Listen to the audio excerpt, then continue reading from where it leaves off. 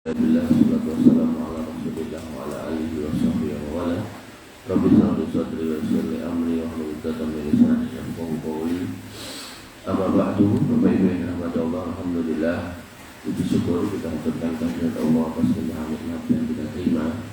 Iman Islam tentunya yang paling utama yang harus kita jaga dengan takwa. Dan takwa yang terbaik di atas ilmu yang terbaik didapatkan di majelis ilmu yang dilaksanakan di rumah, di antara rumah-rumah Allah, dibacakan di dalamnya Al-Quran, dijelaskan isinya, dan pulang dari majelis ilmu, iman dengan bertambah, amal ibadahnya dengan istiqomah, sampai akhirnya nanti usul khatimah dan masuk jannah. Bapak Ibu yang dirahmati Allah Subhanahu wa Ta'ala, kita masih dalam rangkaian mengenal Allah. Dan untuk mengenal Allah kita tidak perlu aneh-aneh kayak sebagian orang yang harus baca ini, baca itu, harus mandi pakai kembang ini, kembang itu. Jadi kita dalam rangka mengenal Allah cukup kita cari di dalam Al-Quran, di dalam hadis, bagaimana Allah menjelaskan tentang dirinya.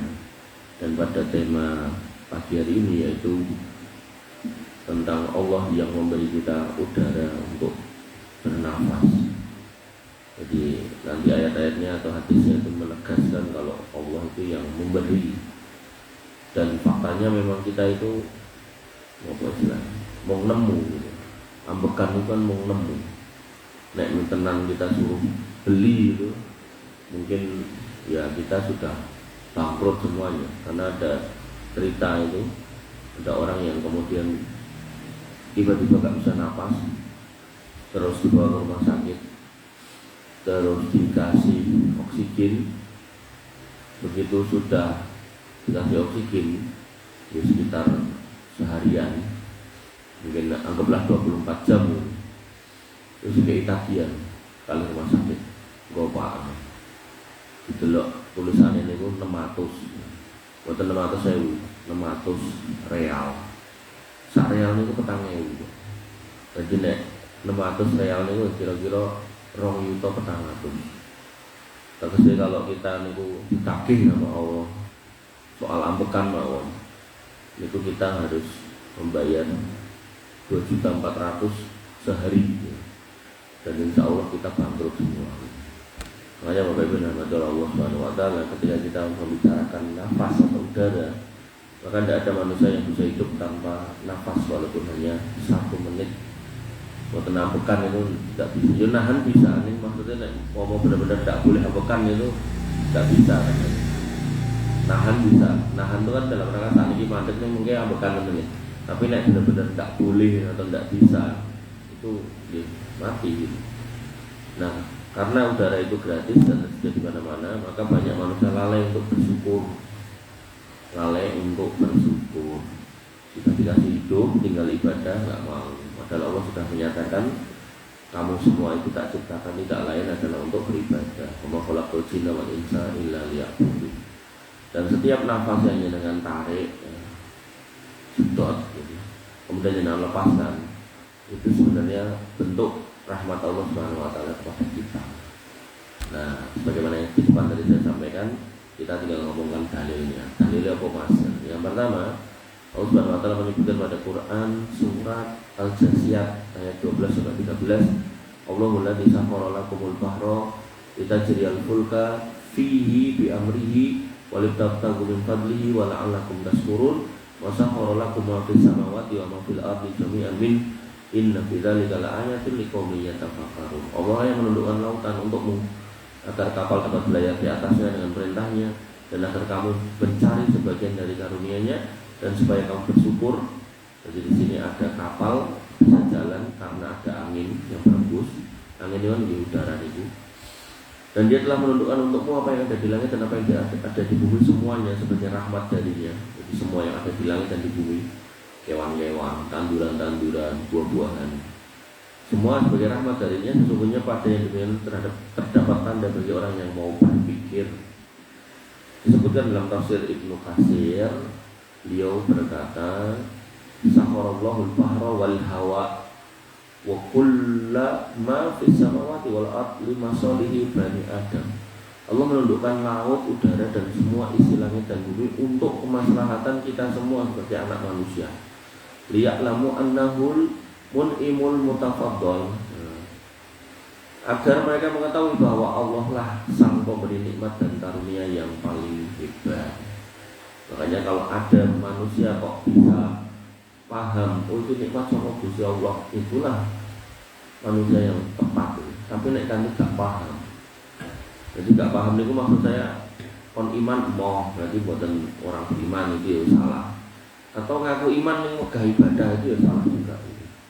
Makanya Bapak Ibu yang rahmatullah Allah Subhanahu wa taala yang benar nih, kita menyatakan keimanan kita dan dibuktikan dengan ibadah. Memang kita tuh dikasih nikmat untuk ibadah. Ini belum ngomong kayak air yang dengan unjuk. Hujan itu kan tak mau membalik itu kan gratis. Dan itu turunnya dari langit ke bawah. Berarti yang turunkan ya Allah yang di langit kepada manusia yang di bawah. Makanya kalau kemudian enten Yai Kuto Sanjang, aku kan orang nandur pari, orang nandur apa-apa, orang butuh udan. Faktanya loh, Solo itu nek mboten dikai udan ya panas nentang-nentang ngoten itu. Dan mungkin akan banyak penyakit yang muncul, penyakit napa niku kayak nyamuk-nyamuk niku lho. Niku bakalan banyak niku malah pas air itu enggak ngalir, selokan itu pada mampet teman-teman. Makanya kalau kita ngomongkan hujan itu banyak sekali hikmahnya. Terus ya Jawa ampun gersulong, karena hujan itu tanda rahmat Allah Subhanahu wa taala. Kemudian berikutnya, Allah menjadikan udara sebagai sumber kehidupan. Al-Anbiya ayat 30, wa ja'alna minal ma'i kullan shay'in hayyin afala yu'minun. Dan kami jadikan air segala sesuatu sebagai dan kami jadikan dari air segala sesuatu yang hidup, maka mengapa mereka tidak beriman? Imam As-Sa'di mengatakan al-ma'u wal hawa asasul hayah. Jadi ketika ayat ini menyebutkan air, maka ahli tafsir Imam As-Sa'di mengatakan ya air itu sepaket sama udara, disebut sebagai asasul hayah, sebagai landasan kehidupan. Wa kilahuma mimma an'amahu bihi ala khalqihi bila samanin. Dan semua kita dapatkan gratis, tidak bayar.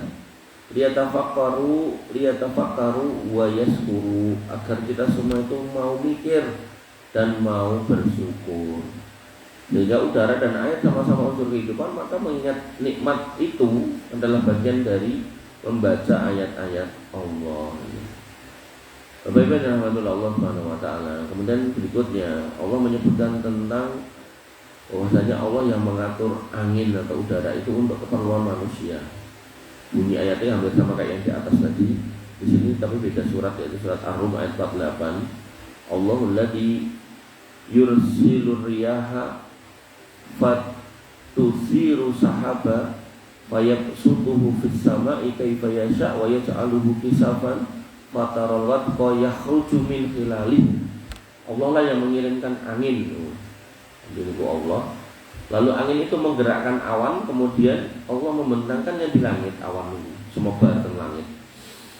Menurut kehendaknya dan menjadikannya bergumpal. Ini awalnya putih, terus dikumpulkan, terus jadi petang nih kok, irang. Lalu kau melihat hujan keluar dari celah-celahnya. Dan yang ngomong hujan, itu yang Yai Amerika maupun di ini melakukan uji coba. Itu banyu itu diangkat melalui wadah tertentu, sampai ketinggian mungkin 100 atau 100-an meter gitu. Terus dibuka langsung, biok gitu. Jatuh, ini sore ini ke mobilnya langsung ambil. Artinya ini ada bentuk rahmat Allah itu satu, Allah turunkan air. Kemudian yang kedua, cara meduke niku mboten sing langsung ukeh ngono. Niku nek langsung ukeh ditibake teng kampung mriki ambiar kabeh ngoten iki. Makane meduke niku cilik-cilik ngono. Ramile cah cilik-cilik mau napa sok cah gede barang seneng udan-udan. Soale nek kena banyu udan niku mboten kelaran gitu.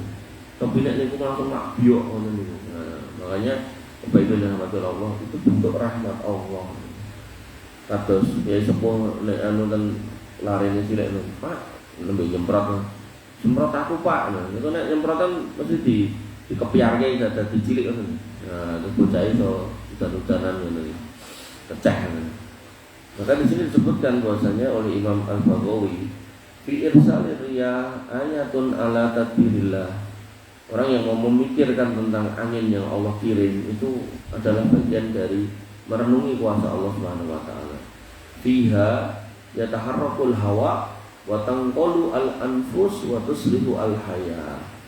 Melalui udara yang bergerak atau angin itu, maka di situ ada nafas yang berpindah, ada kehidupan yang makin baik, ada bunga-bunga yang berterbangan, kemudian nanti di sebelah sana tumbuh tanaman yang lain atau terjadi penyerbukan dan seterusnya. Kemudian rahmatullah Allah Subhanahu wa taala. Kemudian disebutkan dalam hadis tentang nikmat nafas yang berulang siang dan malam.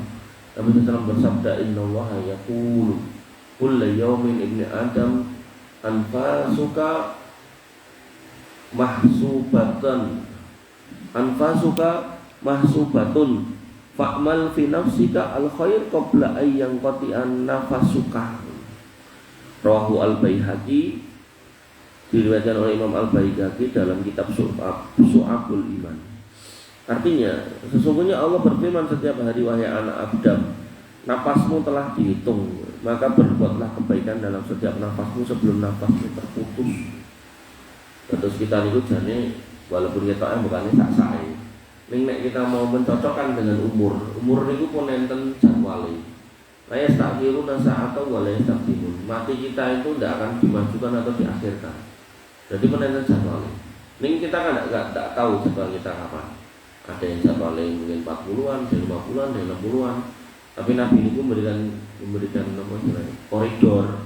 Bahasanya akmaru ummati baina sittin wa sab'in. Umur umatku ini rata-rata antara sekitar tekanan 70. Wa aqallu ma yajuzu dalik, dan sedikit yang lewat dari situ. Sak menika pinten Pak Minan? 66. Nek tekan 70 kurang petang tahun. Nek kembali ke hadis itu. Tapi apakah nanti akan berhenti di 70 atau 75? Nah, kita tidak tahu. Bisa jadi 67 sudah nggak ada. Nah, termasuk sing nom yang ngoten, ngatung piro? Tentang piro? Mati tiga. Apa ya terus tekan 70? Tidak tahu kita. Mungkin 45 selesai ya bisa jadi. Nah, maka di sini disebutkan bahwasanya napasmu itu tak hitung. Maksudnya tak hitung itu dihitungnya dengan umur nih loh. Umpama kita sehari napas niku ping 30.000 gitu. 30.000 ping setahun terus diping sekian melih ini pun jatahe pun enten. Lah niki kok dintek keling jatahe niku nggih mungkin nek pun entek nggih. Pada akhirnya harus pulang. Rezeki nggih ngoten. Pun dinas misal nek didadekke duit ngoten misal. Rezeki kita misal rezeki Mas Agung 30 miliar misal. Nah niki pun ngentekke atau dihitung-hitung niku misal. Pun 29 miliar 190 juta 190.000 kurang 1.000 gitu. Kok kalau tanggalnya diedit sewunya mas, sewunya itu tuh kayak permen, rampung makan permen mati gitu. Makanya Bapak Ibu dan Rahmatullah Allah Subhanahu wa taala sakjane niku orang hidup niku ngoten iki. Pun dikeki waktu kados ini kalau rental mobil ngoten niku.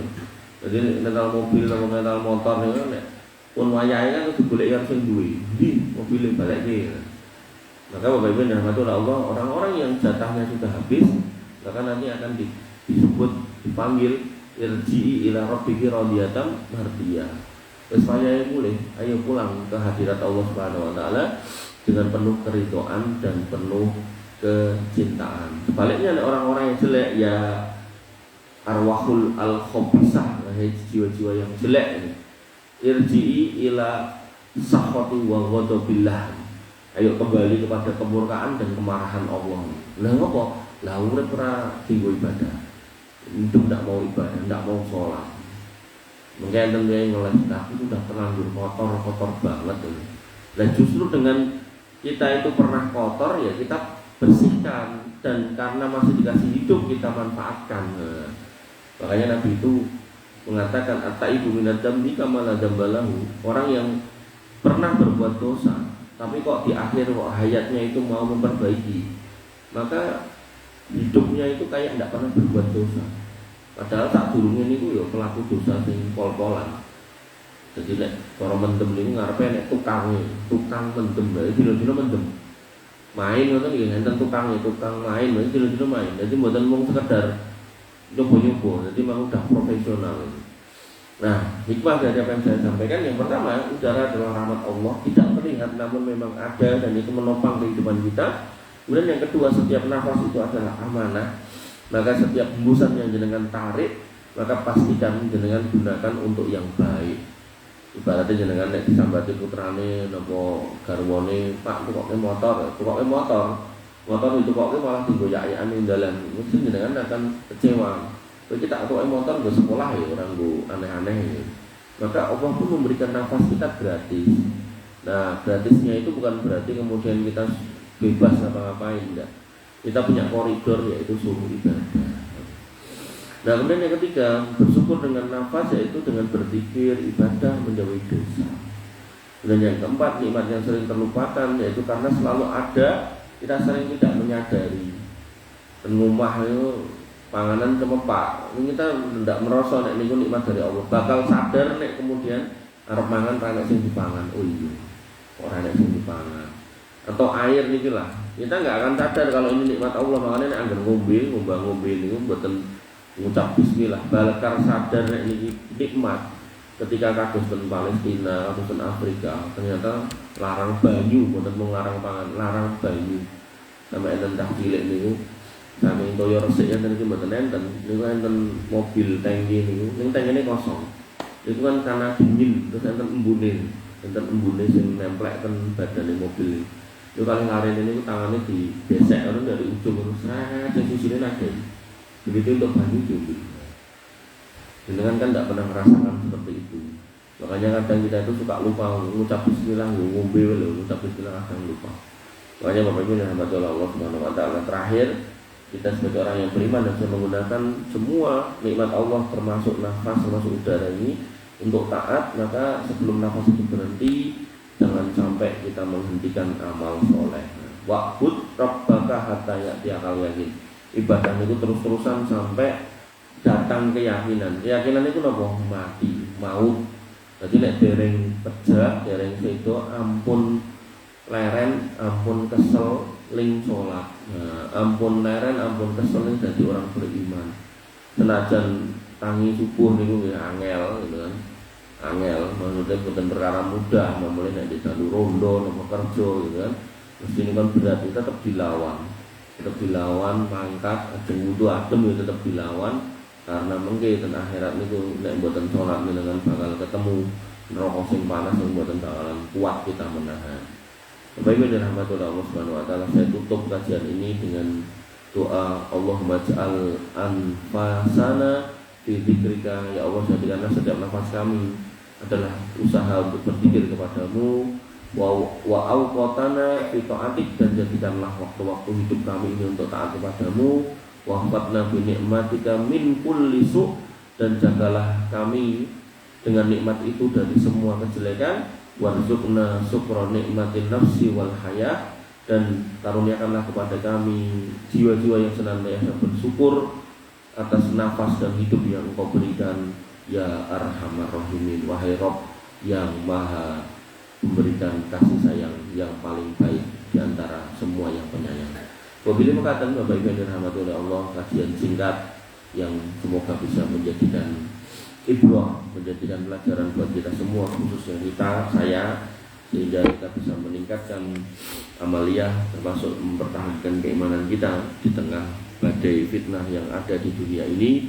Kita bersabar, kita kuatkan lagi iman, kita tambahkan lagi ibadah, dan mudah-mudahan itu nanti akan menjadikan wasilah untuk husnul khotimah. Kurang lebihnya saya mohon maaf. Wa'alaikumsalam warahmatullahi wabarakatuh. Subhanakallahumma bihamdika asyhadu an la ilaha illa anta